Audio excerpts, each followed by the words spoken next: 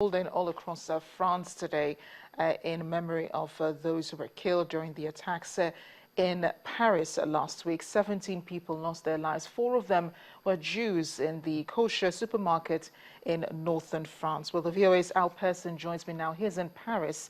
We covered a little bit of what's going on.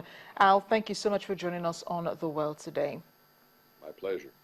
I can only imagine, what's going on in France, the somber mood following these ceremonies. But I understand that you're concentrating more on the Muslim community in France. Tell us about what they think about these attacks and the sort of light it portrays of them in the country. Well, they are concerned. Of course, the vast majority of Muslims in France and elsewhere have distanced themselves from this attack. They say they don't support it. They say it doesn't represent Islam. At the same time, they recognize that they have a segment of their community that is militant, has become radicalized.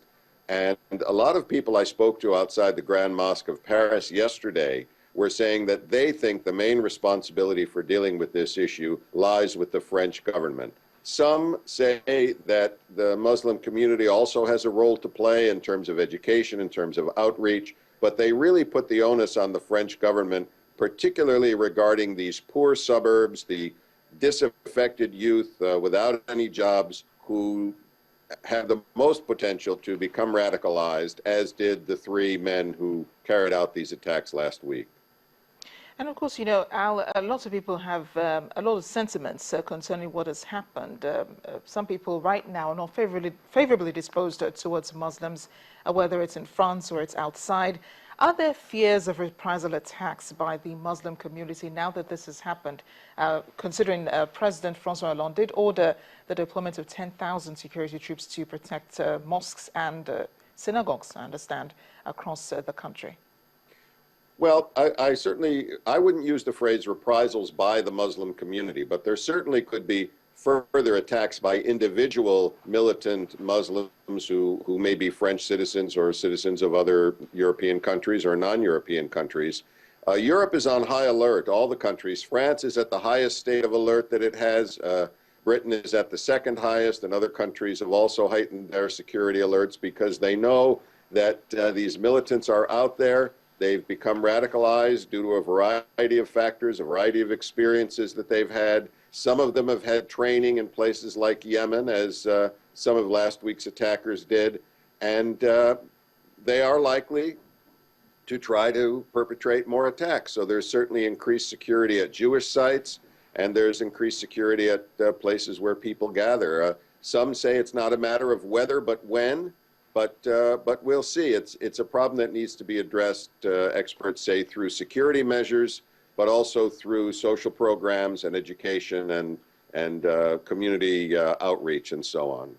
But Al, doesn't the Muslim community feel threatened right now? Because a lot of people are blaming what's going on Islam, saying that the religion is a violent religion, even though they preach otherwise.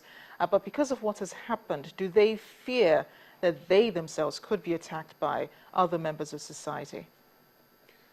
I would say there is some concern in the Muslim community about some sort of backlash, but I'm not sure they're really concerned about being attacked. I can't recall any particular instances in Europe or in France where there were serious attacks on Muslims, maybe some sort of graffiti attacks on mosques or Islamic schools, probably in reaction to attacks that had happened. So I think there is concern for the community, concern for the future, concern for that there might be some sort of attacks against buildings and institutions. But on a personal level, I don't think the Muslims feel particularly threatened. And that's certainly in contrast to the French Jewish community. And yesterday I also visited the kosher market where the attack happened last week. There are memorials outside. A lot of people are still gathering, and the Jews in those crowds do express concern about their own security here in France, and more of them are talking about leaving France, although it's not exactly a flood at this point. And Charlie Hebdo, before the attacks, had prepared its magazine for this week, the cartoon depicting the Prophet Muhammad holding the Je suis Charlie sign. and saying that all is forgiven. That cartoon already has been published in other parts of Europe. Are there any fears of backlash from this? Well, again, certainly a militant who's looking for an excuse to carry out some sort of attack could certainly seize on that.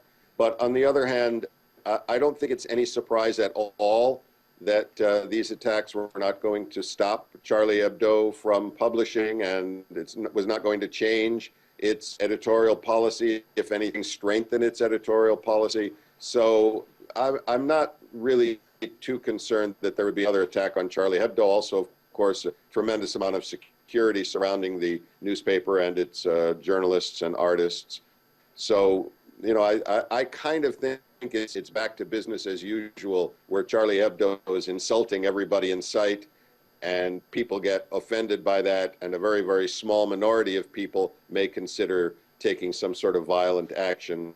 But I think what's more likely is that whatever the next attack is, it will be against a different target, possibly in a different country, and of a different character than this one. Or possibly no attacks at all. Thanks a lot, Al Pessin. We do hope you keep safe while in Paris, even though the security has been on high alert since the attacks last week. Thank you so much for your reportage on this issue. Anytime. Thank you.